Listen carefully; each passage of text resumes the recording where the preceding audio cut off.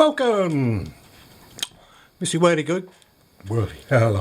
Joe, it's a bit bad when you can't pronounce your own name, isn't it? It's Mr. Whirligig here. Let's do another Whirligig for you. For those people that didn't know, that I do actually live in North Norfolk out in the country, and I normally get quite a few requests. Anyway, I had a request for a tractor. Obviously a local farmer saw my Whirligigs in the garden. He says, any chance of doing a tractor for me? So I thought, well, I've done a horse, let's see if we can do a tractor.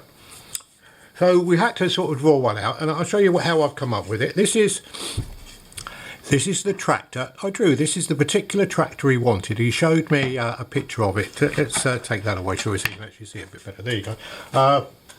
He showed me the tractor he wants. So there we go. I just cut it out of a bit of ply.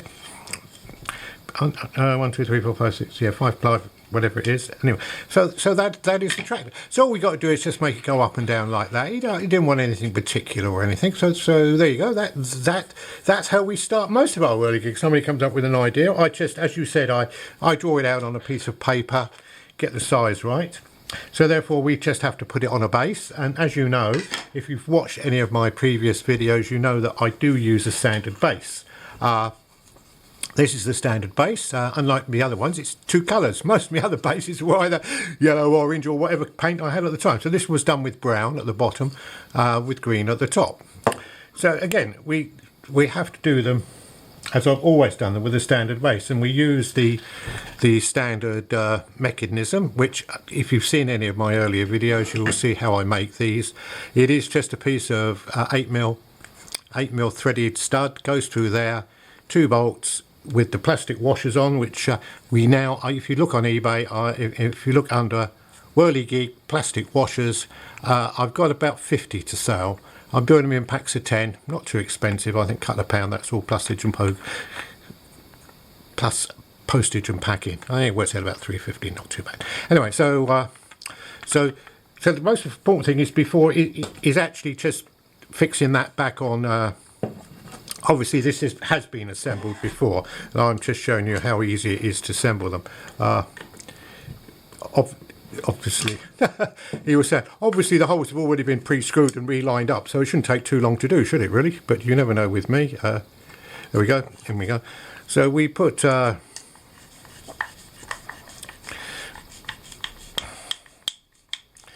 we go, we screw him down like that, make sure it's nice and square. Can you see, nice and square? There we go.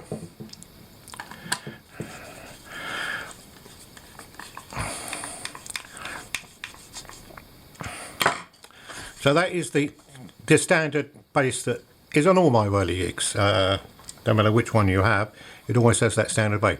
So now what we've got to do is sort of mount the tractor. Now, if anybody's seen the horse, I've done a horse one somewhere, I'm sure the video's there. So what I tend to do with these type of ones is mount them so they just wobble in the middle. So what I did was I just made a little stem like this, and that's going to fit on there like that, just with a nut and a bolt through. Let's just see if we can do this for you. I can't find the hole, so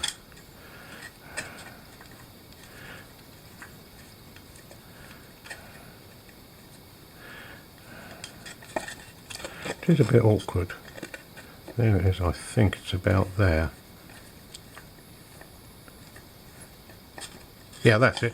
Yeah, so we just screw. What I tend to do with these screws is don't have a loose hole, is have quite a tight hole. So in fact you're sort of threading it through the hole, so it gives it a bit more firmness, shall we say, firmness or whatever to it.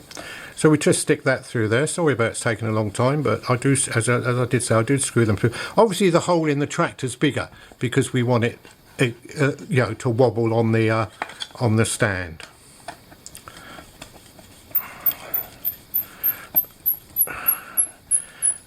There we go, look at that. It's not too bad, is it? There we go. And then of course we put a shape proof nut on the other side. We'll do that up later. If I can do that up with my fingers, if not, no, we'll do that up later. So that's it there. So now what we've got to do is sort of work out the best place to put it on the on there. So it's going to go up and down. Can you see? Right. So rather than mount this first and then make the metal bit there, I tend to make the metal bit first, which is what we've got here. All these, if you just use, you can bend them to suit. So he sits on there, and then we screw him into the wheel there.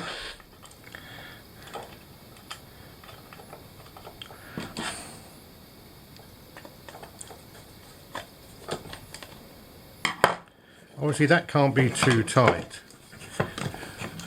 and then we position that slightly in the middle, and then we say, well, it goes up and down like that. Can you? Oh, sorry, look, and it goes up and down like that. It's not a great movement on it, but you don't want great movement.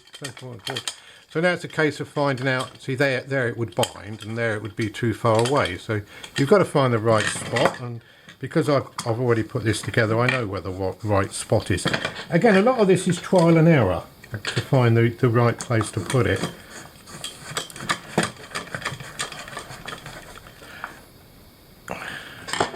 And there we are. So there you go. You now have the tractor on the Whirligig. He wobbles a bit that way. I think possibly I could have made this a little bit tighter. But what you got to realise is you're dealing with wood. You're putting it outside. So obviously there's going to be a little bit of swelling on the wood, right? And then all we then got to do is find the centre of gravity. Once you found this, the 70, you would do this with the propeller on, right? So mount the propeller on there, then hold this up, and then put your piece of wood there until you find the centre of gravity. Obviously this one hasn't got the propeller, so that would be the centre of gravity there. So you just turn it round. Did you see it? So go from there and that's where you would screw it, right? But obviously this one, because I'm not doing this with the propeller on, so the centre of gravity is further over, but I know where that is because I've done it before. This is one of my old type. I don't know if again, if you've seen other videos, this is the one where this is done with 10mm, but I went over to 8 and I only used straight in. I just did a very tight hole, screwed it into the wood, put a bit of araldite on it, and it stayed in there. So you save 2 nuts, you see, because I used to drill it, I don't know if you can see, I used to drill a hole in there, a bigger hole, and put the nut in and squeeze it in tight. But I found out he just didn't need it really. I was possibly making just a little bit too strong, 2 belts and braces. We line that up into that hole there.